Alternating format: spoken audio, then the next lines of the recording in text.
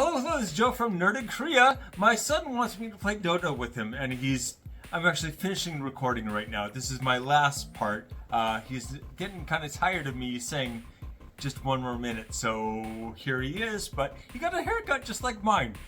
Anyway, we're doing Marina Vendrell. This is a Wooburg commander, and she's all about rooms. It's a really interesting one, and we managed to keep it under $25, so I hope you like it. Anyway, please hit like and subscribe. Okay. Alright, so first of all, we're going to talk about the commander and what the commander does and how she fits into this deck, or how this deck is built around her, I guess. Marina Vendrell, she is a Wooburg commander, so again, you need white, blue, black, red, green, one of each to cast her. And she's a 3/5 human warlock. When she enters the battlefield, you reveal the top 7 cards of your library, take all the enchantments and put them straight into your hand.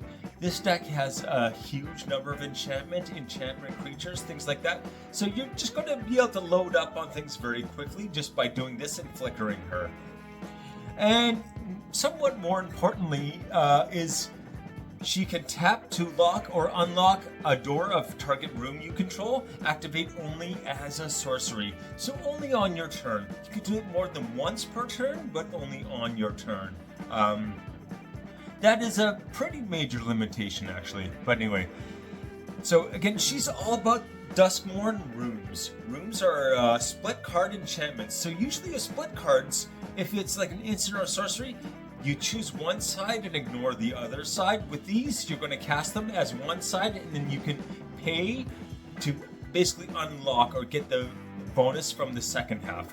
A lot of times, whatever bonus it has isn't a static bonus. There are some with static bonuses, but most of them are going to have activated effects. So when they unlock, they do like 6 damage or something, right? And then, yeah. So her locking and unlocking them all that a bunch of times is going to also let us just keep activating these abilities over and over. So that can be very, very good once we start getting a nice stack of these enchantments going. Again, so the limitation of sorcery speed is really important to keep in mind, because we do have effects that allow us to flicker, but if it's flicker and she comes back at the end of turn, you're going to get your tutor entering the battlefield effect, but you can't then tap her. So yeah, there's a pretty major limitation there that you kind of have to keep in mind, even with cards in the deck that I kept in. When you say, well, I wish I could tap her again, but you know what? It's still worth it for the getting piles and piles of enchantments. Also for defense, right? If you flicker her, if someone tries to use removal, flicker, removal basically fails. The whole thing fizzles, it just disappears. Anyway, so the advantage of locking and unlocking doors is that the triggers can be set off over and over again. So basically, we also have other creatures and things that can unlock doors or lock doors. So this is something that we're going to be able to do a lot in the deck. Getting these enchantments is just going to mean that we get to keep, even just win the game with them. We also have several other effects that allow you to lock and unlock doors, as I said. So yeah, there are other creatures and other things that can do this as well. So her semi-tutor effect is very good. Again, from 7 cards, all the enchantments. Again, we have, as I said, enchantment creatures and just regular enchantments, not just rooms either. And you're going to be able to keep just throwing them into your hand. The other thing about rooms is you can always cast it for the cheaper half, put it down, and then, yeah, you can later just use her to unlock the expensive half. So that's actually quite good.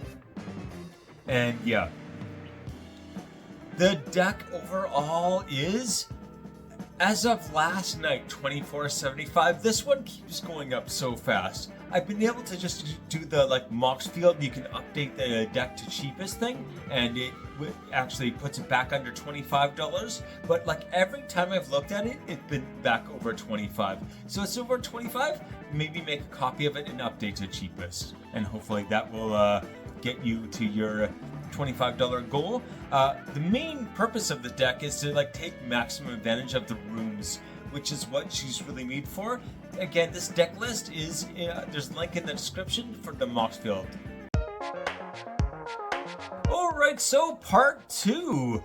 The key cards, looking at high synergy cards. So first of all, we've got Ghostly Keybearer for 3 and a white. This is a spirit, a 3/3 flyer, so not bad. Every time it does combat damage, you get to unlock a door. Or unlock a room, not a door. Assuming they have doors on the rooms, but whatever. Yeah, Marina can lock the door and then he can unlock it, and then yeah, just keep going back and forth like that. So very easy to team up. The fact that it's a flyer is very important because this is triggered by combat damage. Next up is Entity Tracker. For a 2 and a blue, this is a Human Scout 2/3. 2 and a blue for 2/3 is not great, not bad, but it has Flash, first of all. Secondly, it has Eerie.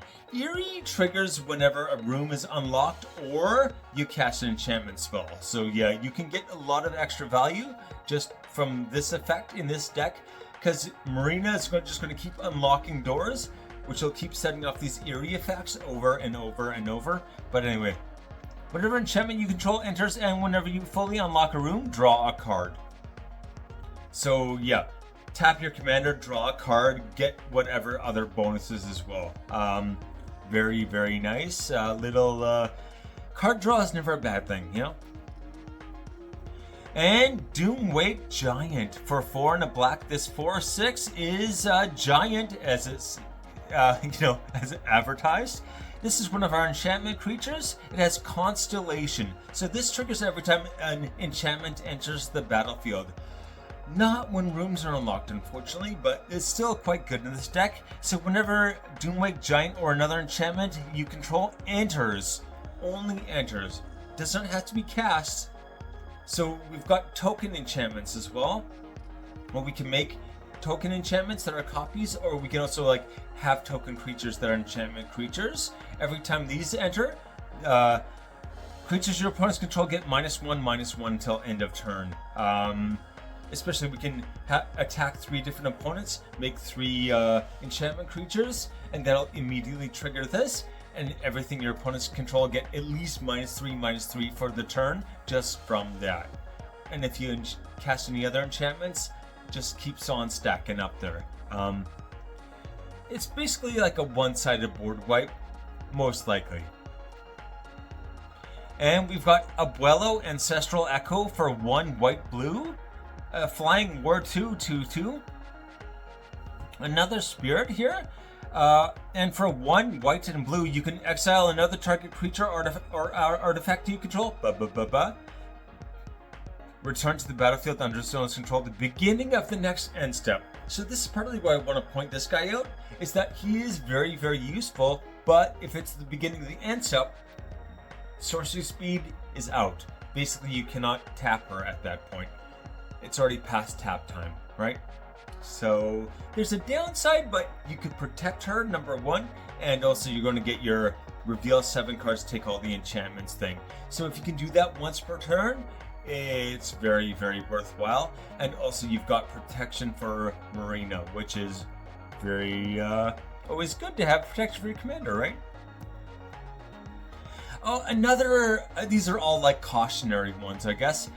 Zur the Enchanter for 1 white, blue, black Esper.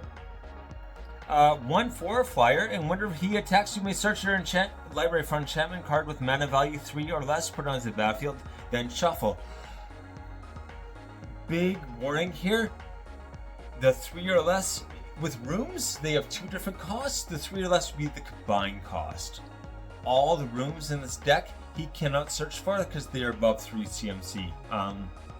Which is a downside, but we also have all kinds of auras and things like that are going to help us, especially if you're going for a commander damage win con.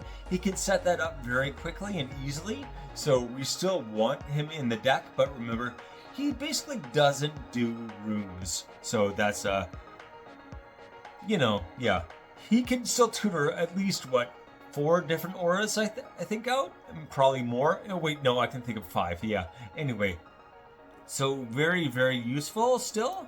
We've got Wildseer Scouring Maw as our last kind of cautionary one. This is very good, but also we got to talk about Cascade and rooms. So yeah, This is a 3 red green trample 6/6. 5 mana for a 6/6 with trample. Not a bad start. Enchantment spells you cast from your hand have Cascade. Very good. Remember, Cascade, just exile things from the top of your deck until you find a spell with a lower casting cost, and then you get to cast it for free. So basically a free spell when you cast a spell. The thing about rooms is it only cascades the half that you cast. You don't get to cascade for the full cost, which is a downside definitely, but it'd be kind of broken otherwise. So yeah. Easy to take advantage of as well though, because you could just cast the more expensive side and you're going to be able to cascade from that, right? So still something you can make some use out of. But yeah, keep in mind, Cascade is not the full value. It's just whatever half you cast. Alright. Part 3, the deck objectives. So what do we want to do when we're playing this deck? Number 1. Always, especially with the Wooburg, we're going to do ramping and fixing, number 1. Number 2, rooms, of course. Number 3, we're going to talk about locking and unlocking. You might think that's the same as rooms, but it's actually just a whole different thing. Rooms are like what gets activated. The locking and unlocking is how to activate them. Finally, number 4, winning. Because you want to win, mostly, right? So ramping and fixing, we have a Dauntless Scrap Bot, which I absolutely adore, but I've heard mixed reviews from other people. For 3, this is a 3/1 artifact creature robot, and when this creature enters the battlefield, exile each opponent's graveyard. Great start, right? Graveyard hate, and create a lander token. So when it enters, meaning if you flicker this, you're going to keep making lander tokens and exiling the graveyards. Lander tokens, remember, pay 2 mana, sack it, go get a basic land of any kind, throw it into the battlefield tapped. Trail Tracker Scout for 1 and a green. This is a Raccoon Scout, a 3/1. Tap to add 1 mana. A lot of people don't like this because it's a 2 mana dork. Here's why I think it's great. Whenever you expend 8, that means spend 8 on spells. Return up to 1 permanent card from your graveyard to your hand. So you're going to be... Basically, you have recursion built into using mana, which is what we're going to be doing a lot in this deck anyway, so why not? And World Map for 1 colorless. This is an artifact where it's basically like a Wayfarer's Bauble. It's actually cheaper if you want to just get a basic. So pay 1, tap and sack it, search the library for a basic land card, reveal it, put it into your hand. So it goes to hand, not to the battlefield, but also you can pay 3, tap and sack this, search the library for any land card, reveal it, put it into your hand. Any land card. Okay, so if you've got, you want to get one of your 2 color, 3 color, whatever we got, whatever you need, you're going to be able to go get it. We're also going to talk about some cost reduction. So we got a Minotaur, Veil Piercer. I feel like I'm probably saying her name wrong, but 1 white, blue, black Esper for a 2/4 human wizard. At the beginning of your upkeep, surveil 2. So you get to look at the top 2 cards and you can put them into the graveyard or back on top. Some sorting is always very nice. Each enchantment card in your hand has Miracle. Its Miracle cost is equal to its mana cost reduced by 4. So we've got all of these enchantments, especially the rooms. Remember, they've got like usually a cheap side and an expensive side. If you draw a room first on your turn, you can just knock 4 off the cost of the expensive side, making it the cheap side. Keep in mind, with Cascade in play as well, if you do that, it will cascade for the CMC of the side you cast, no minus to the cost. Finally, Farseek for 1 and a green. Search your library for a plains, island, swamp, or a mountain. Put into your battlefield tapped. I almost said hand. Put into the battlefield tapped, then shuffle. So that's always very nice. We've got a whole bunch of like dual lands, right? That do have the types listed, so you can go get them, put them straight into the battlefield, and a lot of mana fixing done that way. We're going to talk about rooms now. The main room, probably most important in this whole deck, is Central Elevator, Promising Stairs. So for 3 in a blue for Central Elevator or Promising Stairs for 2 in a blue, Central Elevator. When you unlock this room, search your library for a room card that doesn't have the same name as the room you control, reveal it, put it in your hand, then shuffle. So this is just a tutor for rooms that you can use over and over and over. Marina's going to keep locking and unlocking this, so you're just going to be able to keep piling up room. Well, you want to do this for 2 reasons, because the other side of this, Promising Stairs. At the beginning of your upkeep, surveil 1. You win the game if there are 8 or more different names among unlocked doors of rooms you control. So if you've got, you can have 4 of the room cards, and if they're fully unlocked at the beginning of your turn, you just win the game. Which is very, very doable, especially if you're going in like, tutoring out a room every turn. You can just keep piling these on very quickly. 4 is not a lot. Next up, we have Greenhouse for 2 in a green and Rickety Gazebo for 3 in a green. Greenhouse has lands you control have tap, add 1 mana of any color. So mana fixing for the whole game, done. Right there, just done. And Rickety Gazebo, when you unlock this door, mill 4 cards, then return 2 permanent cards from among them to your hand. Yeah, basically another kind of pseudo card draw. It's going to get some things to your graveyard, which might actually be useful as well, but we're not going to worry about that right now. Charred Foyer? I don't know how people say it, but anyway. I'm saying it Canadian way, foyer. Anyway. For 3 in a red, warp space for 4, red. So, 3 in a red, Charred Foyer. At the beginning of your upkeep, exile the top card of your library. You would play it this turn. An extra card. Why not? Only for 1 turn though, sounds like a downside, but let's see, warp space. Once each turn you may pay 0 rather than the mana cost for a spell you cast from exile. So you're going to exile the card and then cast it for free every single turn. Yep, thank you. And Cramped Fence for 3 in a black. Not Cramped Fence anyway, it should be a bathroom thing, but anyway. Access Maze for 5 black. Don't cast that side. Anyway, Cramped Fence. So when you unlock this door, the room deals 6 damage to target creature and opponent controls. You gain life equal to the excess damage dealt this way. So it's removal and some life gain for you. 6 is probably going to take out just about everything on the board, right? Even dragons usually have 5 or 6 tops. Like, there's not going to be a whole lot of opponent or creatures that you're not going to be able to just be like, blow them up with this. Unlock it, blow them up, gain some life. Hey.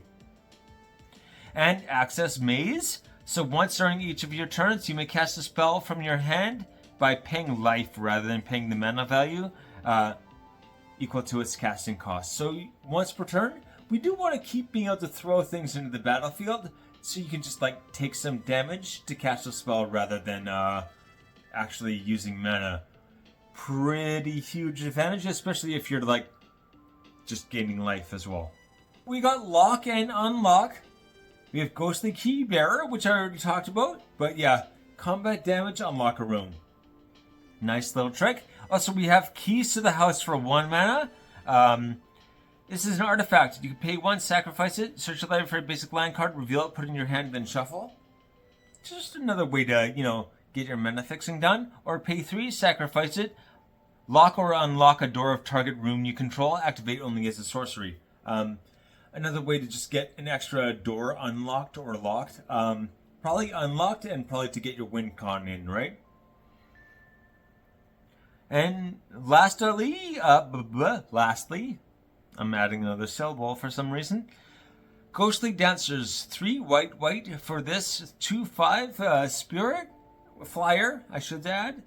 So when it enters the battlefield, return an enchantment card from your graveyard to your hand, or unlock a locked door of a room you control. So recursion or unlock. Both very welcome things in this deck. But even more, so we got Eerie. which again, enchantment enters or unlock a room. This happens whenever enchantment you control enters, and whenever you fully unlock a room, create a 3/1 white spirit creature token with flying. A 3/1 flyer just for like using your commander's ability every time, over and over. Part 4, we're going to talk about winning. How to win is something you want to know in a deck, right?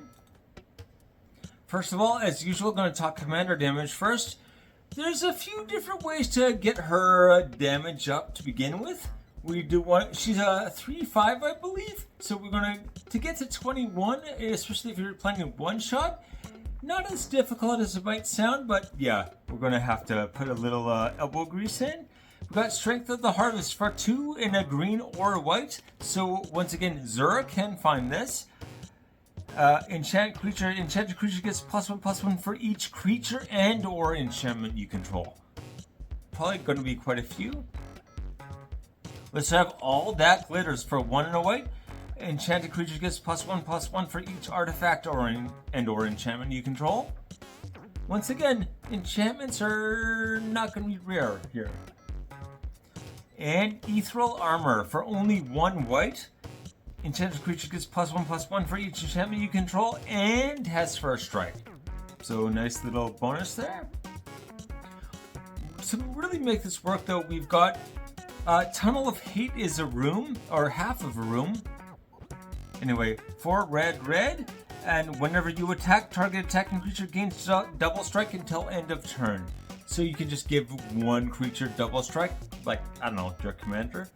Also, we have Legion Leadership, which is one of the two-faced land cards for 1 and a red or white. Until end of turn, double target creature's power and it gains first strike. Remember, you can give a double strike and double its power. These things are not exclusive, so yeah. You give her this bonus even if you get her to 6, so you have like a total of 3 enchantments on the battlefield, and one of those first 3 she'll be 6, and then you double her to 12 with Legion Leadership, and then give her double strike, and then there you go, you're done, right? Key to Victory is the second one I'm calling here.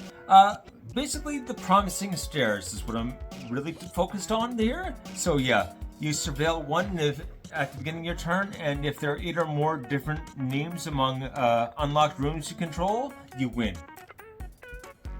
We also have Redress Fate for 6 white as Miracle 3. So the first card you draw on your turn, you get to cast it for only 4 mana. And return all artifacts and or enchantment cards from your graveyard to the battlefield. So all of your enchantments and artifacts that are in your graveyard just straight back into the battlefield. And yeah, if you have 8 room cards in your graveyard and you throw them all back in with Central Elevator there, unlock. I think you still have to unlock them if they come in that way. Unlock them and basically you're done.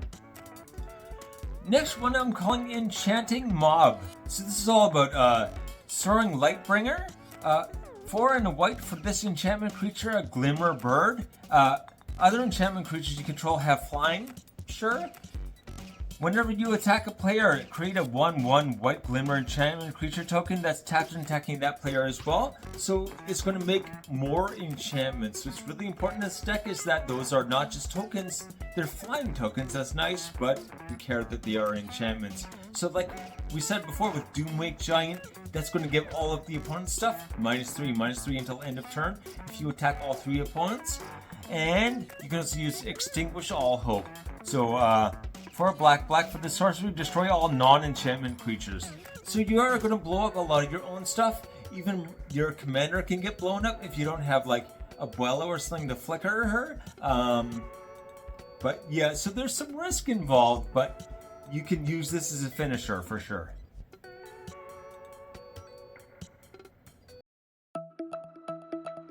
Part 5, what's important, right? This is all about being prepared, knowing how the deck works, especially the sub-themes. So we got enchantments, pretty major theme in this deck. So I don't even know if I call it a sub-theme. But anyway, Doomwake Giant. Every time you cast a spell or an enchantment enters, not whenever you cast a spell. I'm saying it totally wrong. -1/-1 to all your opponent's creatures, all of them. Oh. Destiny Spinner for 1 and a green. This is a 2/3. Creatures and enchantment spells you control can't be countered. So this protects all of your enchantments and creatures from being countered, which is pretty good. Yeah. Wild Seer Scouring Maw. Again, all of your enchantments have Cascade now. Very, very useful little trick. We also have Mesa Enchantress for 1 white. Whenever you cast an enchantment spell, draw a card. We actually have another thing. It's a satyr that does the same thing. Selesnya Satyr. I can't remember the name right now, but yeah. Does the same thing. Just keep that card train going. Yeah. Yenna, Redtooth Regent for 2 green-white. This is a 1/4. You can pay 2, tap her, choose target enchantment you control that doesn't have the same name as another permanent you control. Create a token that's a copy of it, except it isn't legendary. If the token is an aura, untap Yenna, Redtooth Regent, then scry 2, activate only as a sorcery. So you can only make 1 copy of things with her, but if you copy an aura, you also get to scry 2, and you get to make all of these rooms. Copies of these rooms can go a long way to your win con, right? An important thing to point out is if you make a copy of a room enchantment card, they both come in locked. So you have to unlock both doors. It doesn't allow you to just automatically say, oh, this door is unlocked or anything like that. So, Next up is Eerie. Very similar to Constellation, but it also cares about rooms being unlocked. So that is a very big difference here.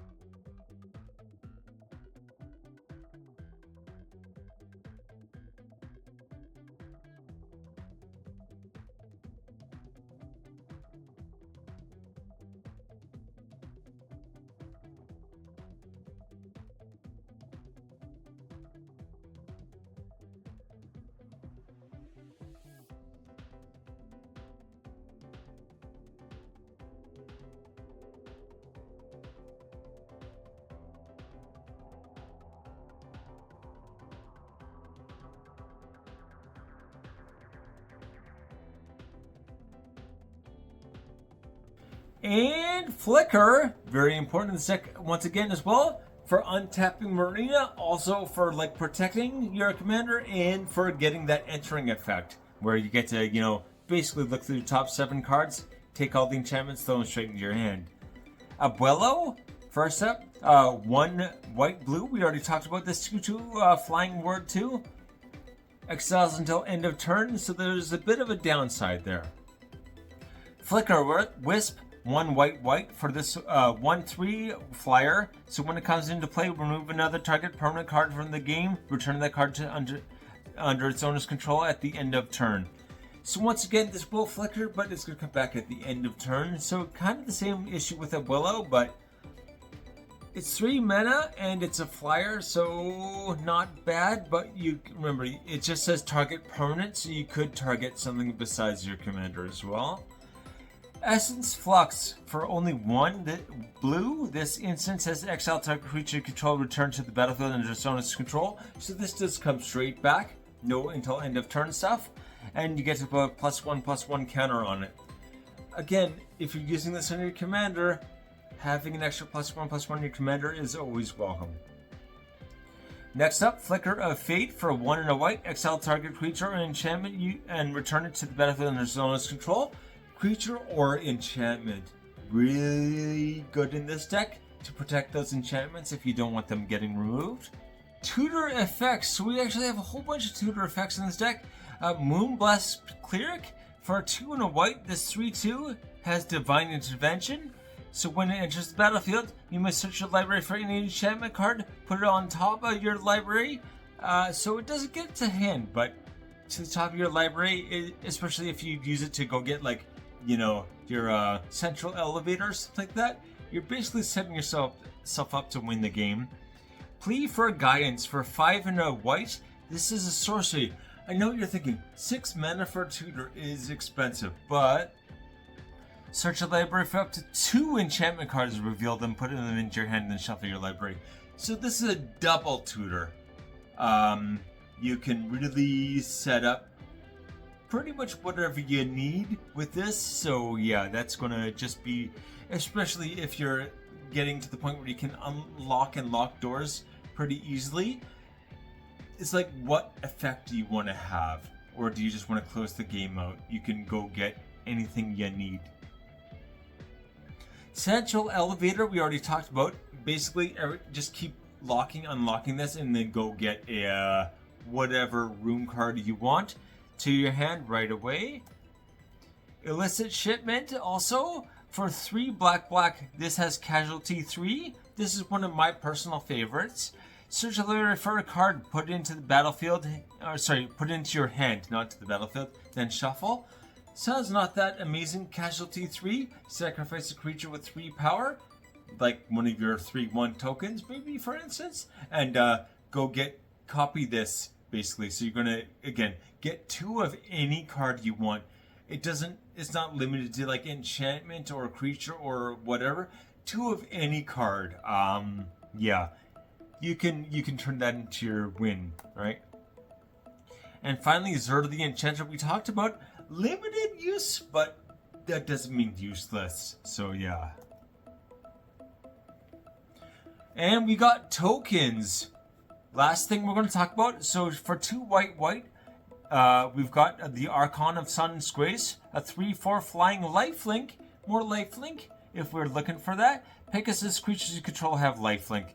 Sounds like a weird thing, right? But also Constellation. So whenever enchantment enters the battlefield under your control, like if you flicker one, create a 2/2 white Pegasus creature token with flying. So you can just start making a bunch of these flyers.